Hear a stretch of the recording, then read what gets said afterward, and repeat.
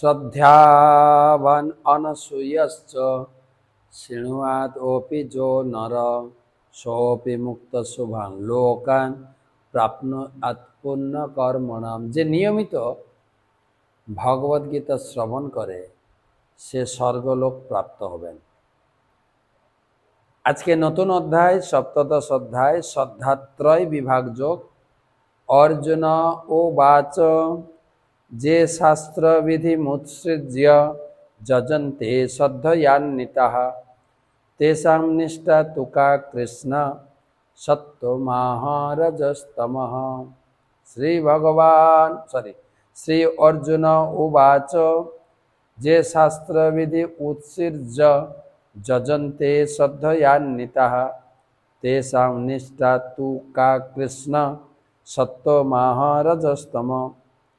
सप्तदश अध्याय प्रथमेই अर्जुन प्रश्न करलेन, हे कृष्ण, যারা শাস্ত্রীয় বিধানসমূহ পরিত্যাগ পূর্বক শ্রদ্ধা সহকারে পূজা করে তাদের সেই নিষ্ঠা কি সাত্ত্বিক, রাজসিক নাকি তামসিক?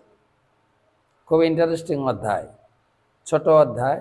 হ্যাঁ, মাত্র আপনার সব মিলিয়ে 28টি শ্লোক আছে। এখানে এই অধ্যায়ের নাম হচ্ছে শ্রদ্ধাত্রয়।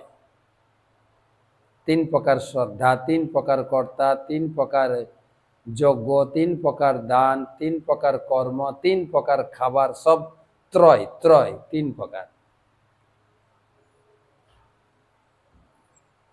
তো 16 অধ্যায়ে দৈব এবং অসুর, দৈব গুণাবলী, অসুর গুণাবলী আলোচনা হয়েছে।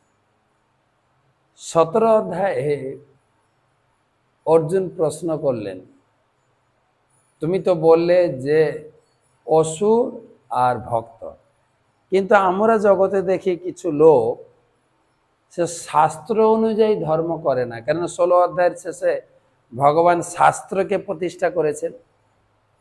এটা থেকে প্রশ্ন এলো অর্জুনের মাথায়।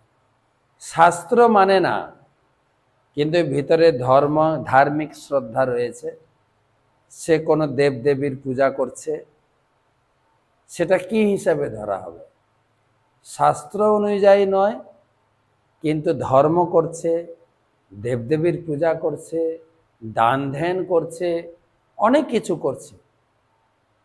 সেই তপস্যা, সেই পূজা, সেটা কি সাত্ত্বিক, তামসিক নাকি রাজসিক? শাস্ত্র অনুযায়ী নয়, কিন্তু ধর্ম করছে, সেটাকে কি বলা হয়? এর আলোচনা পরের শ্লোকে।